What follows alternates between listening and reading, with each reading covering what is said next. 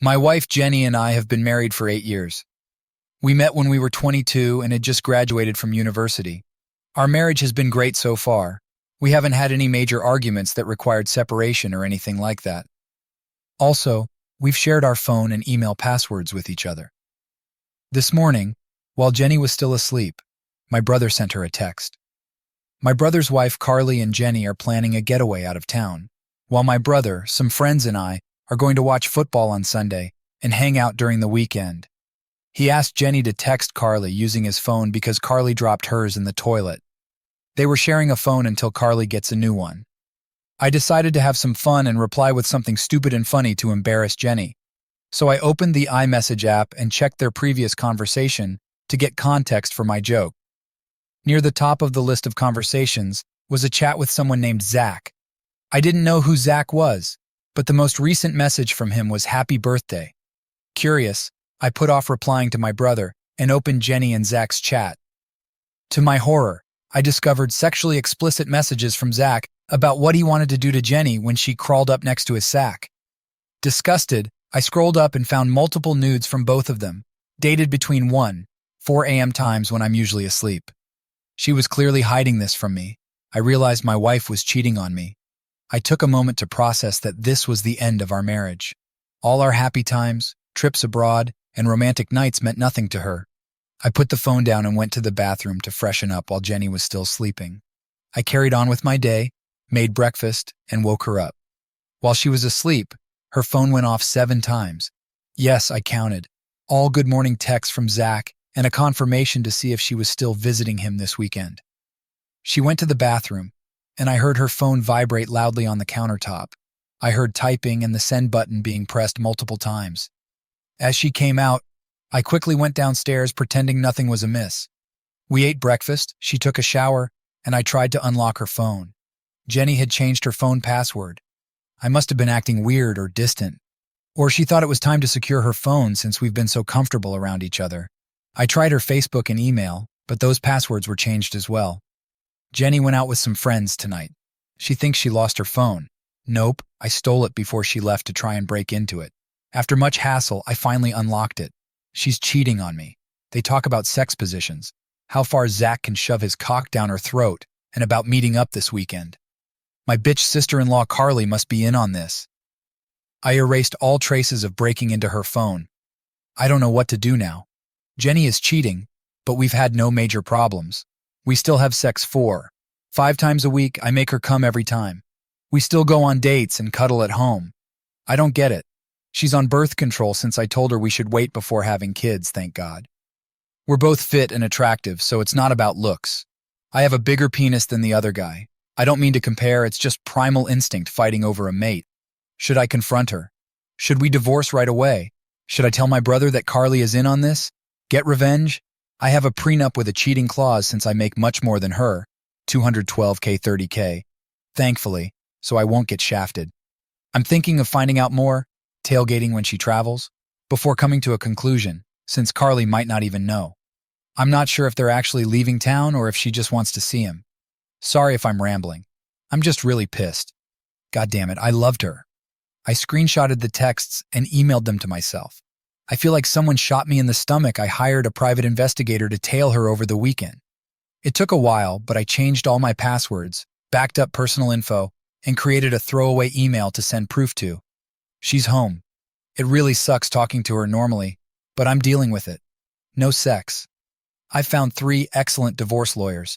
Luckily, I make much more than her, so I can afford an excellent lawyer while she can only afford a mediocre one at best. I hired a divorce lawyer. Pricey, but he's known for excellent work. I'm in good hands. It's tempting to have sex.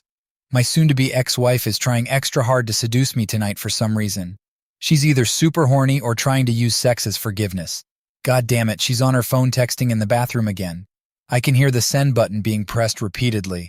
It's probably nudes and sexy talk. Jesus, this hurts. She went to bed and I'm sitting here watching TV on my laptop. She's trying to initiate sex, but I have to decline. I want to, but I'll control myself. Despite her unforgivable actions, she's still beautiful on the outside. Heading to bed, I'll update more tomorrow. I cannot stress how thankful I am for all the positive support. It means a lot, But no matter what, it'll take many months or even years to get over this. I hate to say it, but she's pretty on the outside, just fucked up on the inside. I got caught up watching TV. Now I'm actually going to bed. Good night. I woke up late today, so I won't break into her phone. She's still asleep. The PI will follow her vehicle starting at 10 a.m. Jenny and Carly are leaving for their weekend trip at noon. She'll have breakfast, Carly will swing by, and they'll take Jenny's car and head off. The PI will tail them all day. I'm excited to see what he finds. He offered to take me with him, but I declined. I have things to do. Great start to the day. 10 hours of sleep. I don't get that often. Thanks for the gold, but this is a throwaway account, haha. As I read the replies, some people ask why I included sexual details, as if I'm bragging. I included them because lack of sexual satisfaction is a common reason for cheating. Partner is too small, different sex drives, etc. The PI is posted down the street, waiting for her vehicle to pull out with Carly. She woke up 10 minutes ago, and I'm about to cook breakfast. Carly is arriving earlier today, around 10:30 a.m., so I'm cooking for her too. Can't believe I'm wasting my time on these people, but you do what you have to keep everything under wraps. I have another meeting with the divorce lawyer this afternoon. People call this fake. Divorce attorneys are open on Friday evenings. You can find one through online databases. Also, PIs have flexible hours because of the work they do. I hired one quickly since it was urgent. If you still think it's fake, fuck off. I don't need your shit during this tough time. Carly arrived. They're eating breakfast while I'm watching TV and on my computer. Once they leave, the PI will tail them. They left later than planned. They got caught up chit-chatting and occasionally talking to me. The PI is tailing them now. He has a camera that zooms in and takes high-quality pics from far away, an assortment of high-quality dash cams and handheld recorders. The PI will send me live updates, and I can view one of his cameras on my computer like a live stream. She's not heading to the place she told me. Jenny is driving. This doesn't look good. Carly got dropped off at Starbucks. Jenny took the car and left the shopping center. Don't know where she's headed. The PI is 10 of 10 with updates and live cam. The PI is tailing Jenny. She's making sporadic left and right turns, ultimately leading nowhere. She doesn't know she's being followed because the PI is keeping a considerable distance. I think she's playing it safe. The divorce attorney and I rescheduled for Monday morning. I'll hit the attorney's office first, then go to work. Jenny has circled back to the shopping center. She's parked an unusually far distance from Starbucks and is texting someone, probably Carly, since they're both on their phones. Carly is texting inside Starbucks, visible through the window, while Jenny is texting in her car at the shopping center. A man walked into Starbucks and sat next to Carly. Jenny has parked closer to Starbucks, seemingly waiting for Carly to come out. The man could either be a stranger trying to hit on Carly, a random person sitting next to her since the seats are nearly full, Zach, or her own affair partner. The man left Starbucks and went on his way. Carly and Jenny have regrouped in the car. They've been talking for the past few minutes with no movement. Carly seems on edge. She keeps looking out the window. They know something we don't. This is intense. Still in the car. Still in the car. The PI is hundreds of yards away, zoomed in with his equipment. He's not even in the same shopping center. His car has slightly tinted windows, making it hard for them to see him. They've pulled out of the shopping center. The PI is tailing them. I don't know where they're headed. Still driving. There's a bit of traffic, so they haven't gone far. Carly has been dropped off at a hotel.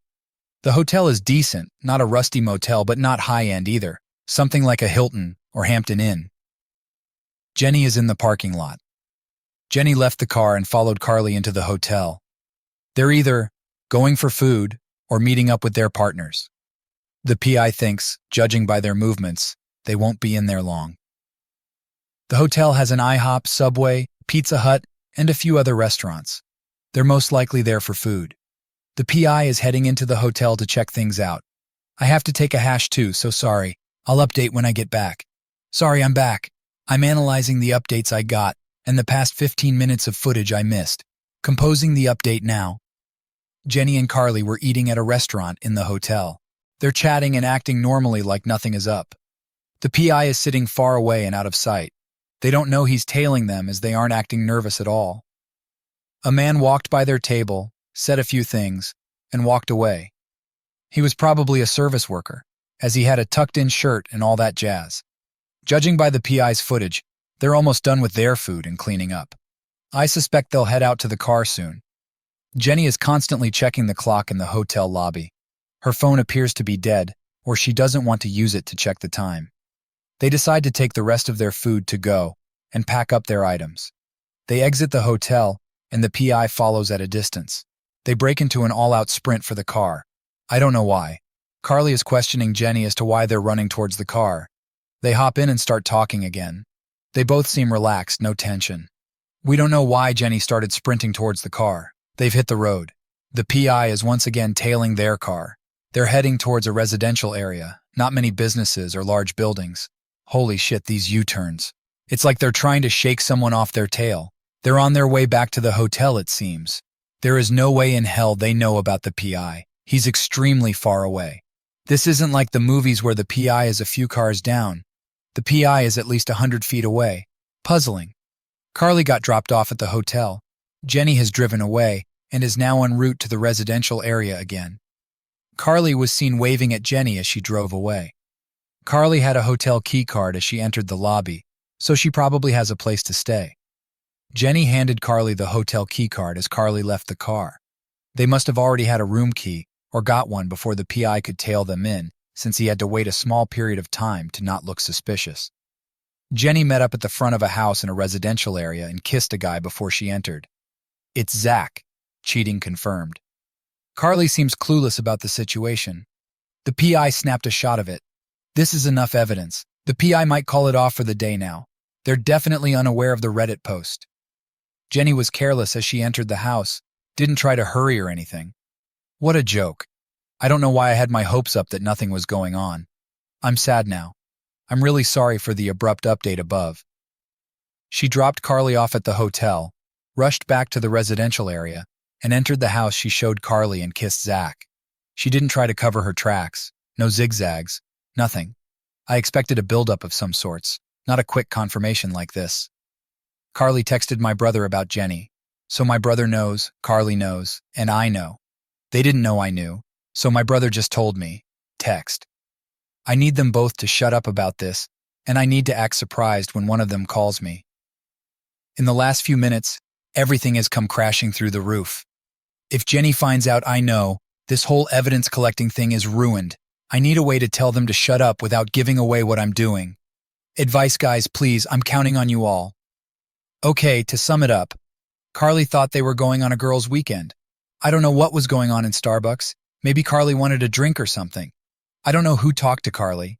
They made some weird turns, most likely out of suspicion that someone was following them. They grabbed a bite at the hotel. Jenny sprinted to the car because she was excited, or they were messing around. Jenny showed Carly where she'd be for safety in case Jenny never replied again. Then she dropped off Carly at the hotel room they're sharing. Jenny then went back to the house and met up with Zach. They are inside. The PI doesn't know what to do next. Stake out, go to the hotel, or call it off for the day. This is what I think happened. The case is ruined if Jenny finds out because I'll lose my opportunity to get more evidence. I'll be stuck with the video of her entering and the quick kiss. I want more. I have this PI scheduled till Monday. Might as well use the time up. My head is spinning. This is too much information in a short amount of time. I can't deal. Carly texted my brother that Jenny is cheating. My brother texted me. I cannot have them tell Jenny I know because it'll ruin my opportunity to collect more evidence to cement my case. I'm not sure if a quick kiss and entering a house will suffice for the infidelity clause. She might be able to play it off as a friendly greeting. The PI is scheduled till Monday, so I've got more time to collect evidence if my brother and Carly keep their mouths shut. Welp, I'm gonna eat lunch. I'll be reading replies while I eat, but I won't be typing. The PI is staking out Jenny and Zach's place. There will still be juicy updates if they leave the house, so stay tuned, I guess. I'm at a loss for words. The pleasure of our love lasted a few years. The pain that came from this will last a lifetime.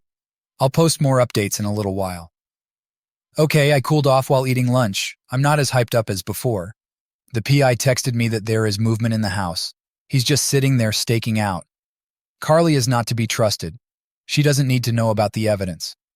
I told my brother to please not talk about the issue and to tell Carly not to speak about it as I want time to think about my options. I feel much better now. I still don't know why they went to Starbucks, or who the guy was who talked to Carly at Starbucks. It definitely wasn't Zach. I can't speak to the lawyer about how much proof I need because his office is closed for the day. We have an appointment Monday morning. Also, Zach and Jenny are on the front porch, seemingly getting ready to leave the house. The doorbell rang. It was someone asking if I was ready to upgrade my cable service. This probably isn't related to anything going on. I'm not going to get too paranoid. Door-to-door advertising happens fairly often around here. Guys, calm down about the cable guy. He had a name tag, an official car with a big ladder and everything. Zach and Jenny are relaxing on the front porch, just talking and holding hands. My PI is super far away. They can't see him, but he can see them. Zach and Jenny left Zach's house. The PI is tailing them. More suspense for us. Zach and Jenny are heading towards the Starbucks shopping center. Don't know why. I'm guessing they already ate. Jenny and Zach are sitting in the car parked in the shopping center. Just like Carly and Jenny were doing earlier, they're just talking. Remember the guy that met up with Carly in Starbucks? He just got into the car that Zach and Jenny are in. They're all sitting together discussing something. Things are heating up again. I'll post proof later on. I'm trying to follow the situation now. It's escalating quickly, just like earlier. They've pulled out of the shopping center, and the PI is tailing them. They have arrived at the hotel.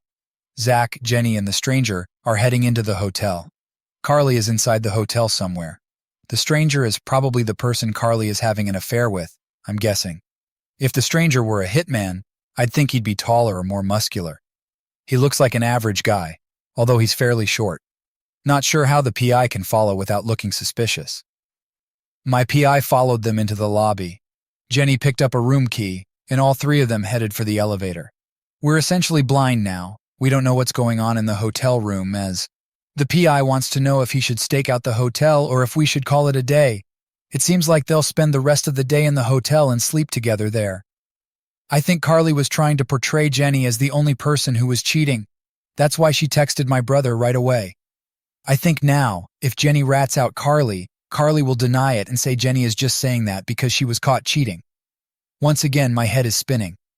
Okay, so essentially all four of them are inside the hotel doing something, most likely having sex.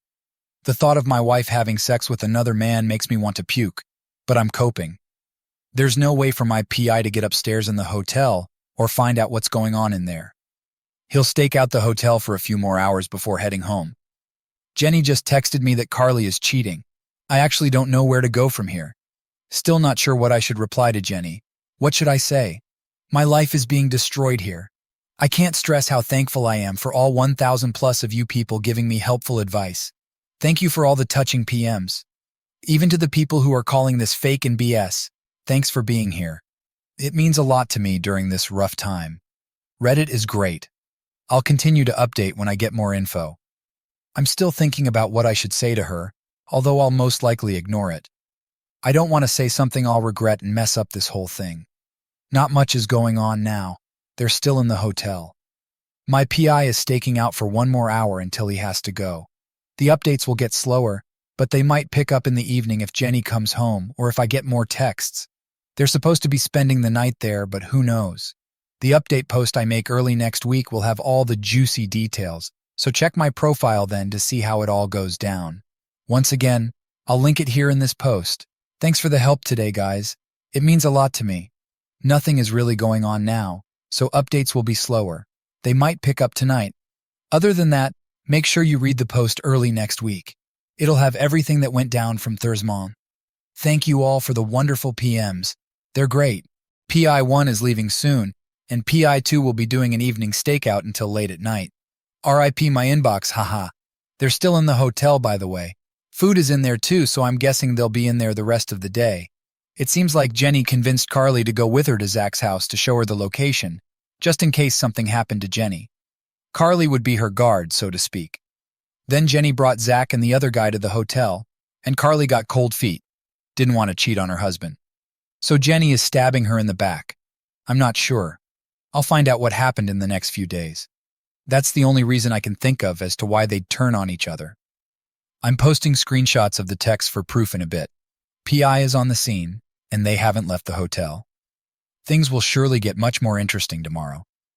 A few things went down, and those will be covered in my update post next week. It's pretty crazy. This sucks a lot. Again, thanks for the support. So I fell asleep, woke up to eat some dinner, and I'm on here again. This was a really boring day. Other than the dreaded breakfast, I had zero human-to-human contact, other than the cable guy for a second. I'm fast-forwarding through the stakeout footage now and going through the few updates I received. The proof is coming. Calm down with that. I'd rather pay attention to this situation unfolding than worry about a few people not believing me. When I do post proof, tomorrow morning or tonight, it will be heavily blurred out so nobody will recognize me. It's just starting to hit me that my life is falling apart around me. It's neat that some of you are getting enjoyment out of this, but I'd do anything to go back in time and avoid this whole situation. Goes to show that money does not buy happiness unless you have a partner and a family.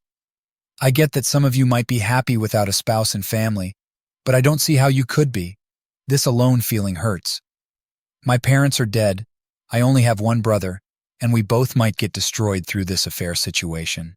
He's the last family member I have left, and I hate to see us go through something like this together. I won't be the guy in his 50s, alone at the bar with nobody to be with. I will move on from this and hopefully find a better partner. I don't know, after I woke up it felt like someone had been sitting on my body for the past 3 hours. I hate to complain, but this hurts like a bitch. I've got texts from Jenny and Carly. Jenny asked me, "What are you doing? And call me when you can." Carly said, "I'm sorry about Jenny. I'm here if you want to talk about it." Damn, I fell asleep like an idiot. I don't know what to reply. If anyone is on here this late and has some advice, that'd be great. Jenny texted me again. She was getting spooked, and I didn't want her driving home, probably hammered, worried that I found out.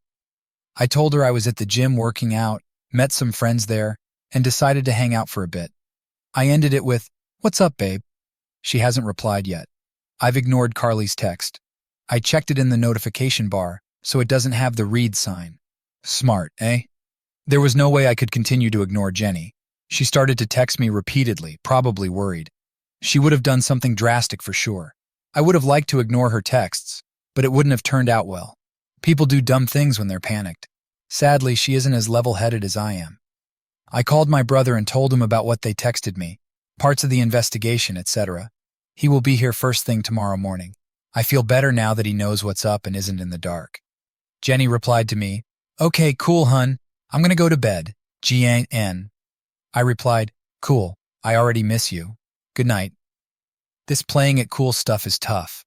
I know it isn't uncommon for people's parents to be dead by the time you're 30, but I just wish my mom were here to comfort me. She was the best at that. If your parents are still alive and you're on good terms with them, don't treat them like shit, and definitely don't take them for granted.